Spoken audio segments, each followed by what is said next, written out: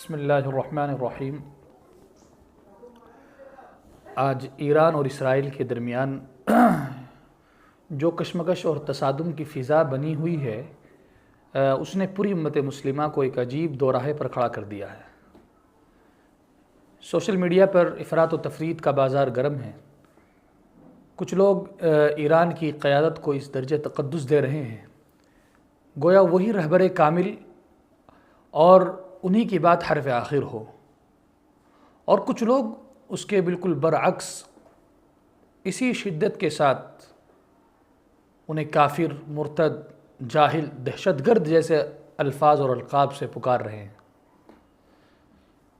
اس طریقے سے امت جذبات کی رو میں بہہ کر دو کناروں میں تقسیم ہوتی جا رہی ہے۔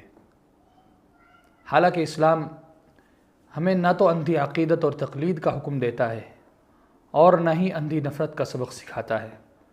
قرآن کا واضح حکم ہے وَلَا يَجْرِمَنَّكُمْ شَنَآنُ قَوْمٍ عَلَىٰ أَلَّا تَعْدِلُوا اعْدِلُوا هُوَ أَقْرَبُ لِلتَّقْوَىٰ، کہ کسی قوم کی دشمنی تمہیں انصاف کرنے سے نہ روکے، تم ان کے ساتھ انصاف کرو اور یہی چیز تقرب الی اللہ کا ذریعہ ہے۔ ہمیں